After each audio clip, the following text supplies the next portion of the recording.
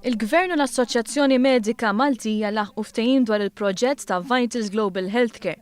Jiġifieri dan il-konsorzju se jaħdem bħala msieħeb tal-Gvern fl-Isptarijiet St.Lukes, Karin Grech u l-Isptar Ġenerali ta' Xhur ta' diskussjoni dwar proġett li se jkompli jsaħħaħ is-servizz tas-saħħa f'pajjiżna rat-tobba jiftehmu wkoll biex issa l-imsieħba soċjali kollha fis-settur tas-saħħa huma parti integrali minn dan il-proġett b'investiment miljonarju. Dan huwa proċess normali fi trade unionizmu li jekk ikun hemm rieda tajba mill-ġiex naħat tasal, jekk waħda miż-żewġ naħat ma turix rieda tajba ma tasalx, f'dal-każ wasalna.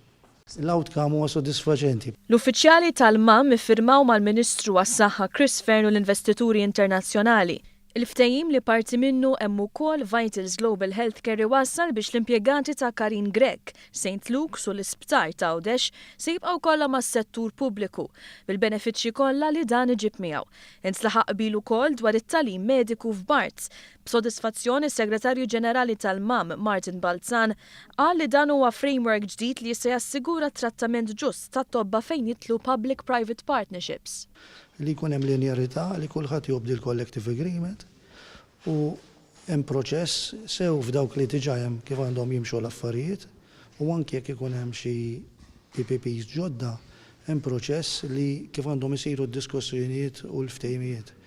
Ukoll hemm mekkaniżmu li jekk ikun hemm xi diverġenzi fi nuqqas taqbil mhux isir bi strikes jew bi ġlied, imma hemm mekkaniżmu ta' medjazzjoni u arbitraġġ. Bekk aħna nkunu iżjed moħħna mistrieħ u l-fatt li t-tobba kollha jaħdmu fejn jaħdmu u qed jipprovdu servizz b'xejn tal-Gvern huma regolati mill-istess framework. Ftehim ieħor li kien iffirmat huwa wieħed settorali li se jwassal għal ftehim ġdid bejn il-Gvern u t-tobba wara li dak preċedenti skada.